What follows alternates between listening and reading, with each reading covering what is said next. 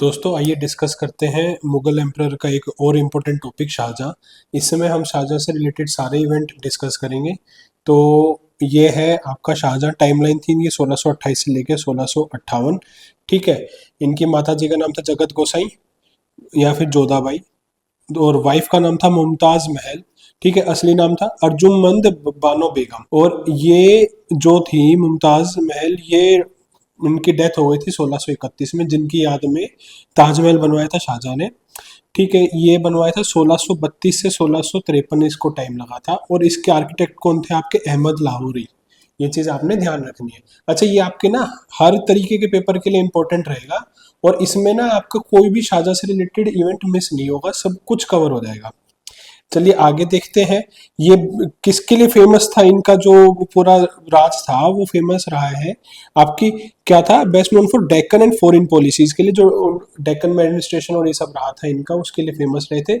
और इनके ही रेन में जो आर्किटेक्चर था ना मुगल्स का, वो पीक पे गया था। इसके बाद 1632 में इन्होंने पुर्तगीज को हराया था, जिसे हुगली का कन्फ्लिक्ट कहते हैं, कन्फ्लिक्ट ऑफ हुगली। चलिए जी आगे देख लेते हैं। 1637 अहमदनगर को इन्होंने एग्नाइज्ड कर दिया था। अहमदनगर, बीजापुर, गोलकुंडा ने एक्सेप्ट कर ली थी मुगल सुजरेनिटी। ठीक है। इसके बाद जो इनके टाइम पे आर्किटेक्चर जो जो बने थे वो देख लेते हैं। ताजमहल आगरा में, रेड फोर्ट दिल्ली में, जामा मस्जिद दिल्ली वाली, आगरा फोर्ट का कुछ हिस्सा, कुछ स्ट्रक्चर बनाया था अंदर आगरा फोर्ट के कॉम्प्लेक्स का। अच्छा, आगरा फोर्ट बनाया किसने था ये आप मुझे कमेंट सेक्शन में बताना। मोती मस्जिद आगरा वाली। और ये इसलिए ना, ये सारे आर्किटेक्चर के तहत है ना, इसीलिए गोल्डन एज कहा जाता है मुगल आर्किटेक्चर का। ये इनका जो शासन था उसको गोल्डन एज कहा जाता है। अच्छा, चकला सिस्टम इन्होंने स्टार्ट किया था, ये एडमिनिस्ट्रेशन यूनिट थी, ये इन्होंने इंट्रोड्यूस किया था शाहजहां ने। इसके बाद जो रेड फोर्ट बनाया था ना, उसमें दो हिस्सों में बांटा गया था, दीवाने आम और दीवाने खास। दीवाने आम था कॉमन लोगों के लिए, और दीवाने खास था जो नोबल्स आएंगे या बाहर से जो भी रिप्रेजेंटेटिव आते थे, एम्बेसडर्स आते थे, उनके लिए था। तो नाम से ही आपको पता लग रहा है। इसके बाद इनका पिकॉक थ्रोन और कोहिनूर भी था चर्चा में। पिकॉक थ्रोन में बताते हैं 1100 किलो के करीब सोना जड़ा हुआ था, और कोहिनूर जिसे किसने चुरा लिया था, किसने लूटेड कर लिया था? नादिर शाह ने। किधर? 1739 में। ये भी बहुत बार पूछा गया है आपका।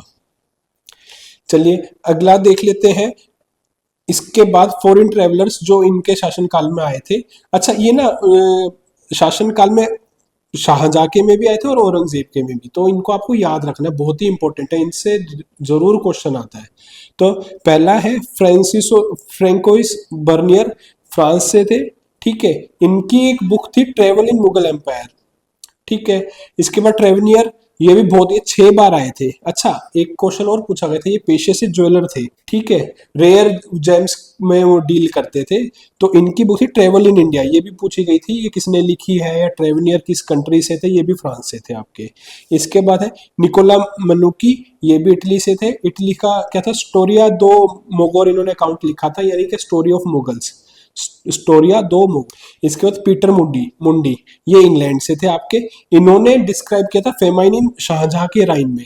ठीक है। शाहजहां के शासनकाल में जो फेमाइन आया था उसका अकाउंट कहाँ मिलता है? पीटर मुंडी मुंडी ने लिखा था, मेंशन किया था। अच्छा, फ्रैंकोइस बर्नियर है ना, जो ये फिजिशियन रहे थे दाराशिको के। दाराशिको कौन था? दाराशिको था शाहजहां का बड़ा बेटा। तो उसके फिजिशियन रहे थे, जो उसके बाद फिर औरंगजेब के भी फिजिशियन रहे थे, औरंगजेब के दरबार में भी फिजिशियन रहे थे, फ्रैंकोइस बर्नियर।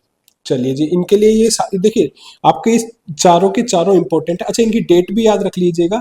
पीटर मुंडी सबसे पहले आए थे 1628 में।